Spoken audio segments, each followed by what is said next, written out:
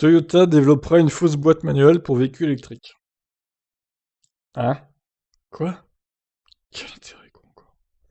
Les brevets qui ont été remplis au cours de l'été dernier, mais qui ont été mis sous les projecteurs par le forum BZ récemment, font état d'une technologie qui mime le fonctionnement d'une boîte manuelle qui est destinée aux véhicules électriques.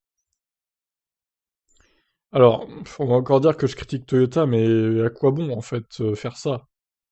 En lisant l'article, on aura sûrement plus de détails. Dans un véhicule, probablement une voiture sportive équipée de cette boîte factice, le conducteur aurait accès à une pédale d'embrayage et à un levier de vitesse classique.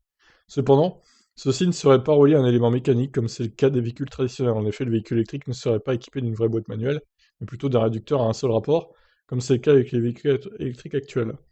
Pour le conducteur, chaque changement de vitesse demanderait la même application qu'une voiture traditionnelle. En revanche, plutôt que d'avoir une action mécanique, ils engendreraient un calcul effectué par un contrôleur qui pourrait stopper la livraison de la puissance le temps que la pédale d'embrayage est enfoncée.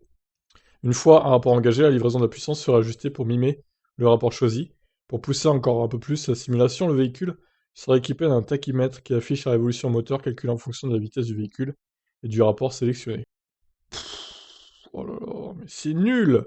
Mais c'est nul, là, ça sert à rien, vraiment. Les brevets suggèrent que Toyota a prévu 3 modes de fonctionnement pour cette boîte manuelle, arrangé avec le gars des vues. Quoi? Le gars des vues? Un mode entièrement manuel, un mode qui élimine le besoin d'utiliser la pédale d'embrayage, et un mode entièrement automatique. L'histoire ne dit cependant pas si le mode entièrement automatique provoquerait un fonctionnement similaire à celui qu'on connaît des véhicules électriques, soit une puissance délivrée en douceur, en continu ou encore si les rapports seraient maintenus pour mimer une automatique traditionnelle, un convertisseur de couple. Ok, mais ça manque de détails, hein, tout ça. Pour l'heure, aucune indication permet de conclure que Toyota a l'intention d'inclure cette technologie dans un véhicule de production. Rien n'a été annoncé par le constructeur, chose certaine. Si elle atteint la production, ce serait une façon de faire perdurer le manuel, dont les jours sont comptés. Alors, moi, si j'ai acheté une voiture électrique, c'est justement pour plus passer de vitesse. Parce que passer des vitesses en ville, c'est chiant. Il y en a qui se gargarisent de ça, qui se croient sur un circuit, mais non, c'est nul de passer les vitesses. Quel intérêt? Si c'est pour se traîner à 50 en ville. Moi, je préfère pas passer de vitesse, hein. Alors, sur circuit, ok, je dis pas, pourquoi pas. Mais sur route ou en ville, ça n'a aucun intérêt, vraiment. Surtout si vous faites un long trajet, c'est fatigant plus qu'autre chose, quoi. Donc là, Toyota, je pense pas qu'ils sortent ça de série.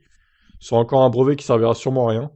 Mais franchement, l'idée est nulle. Enfin, je veux dire, à qui ça va plaire, ça? Dites-moi en commentaire si ça pourrait vous plaire, tiens. Je vous laisse, ciao.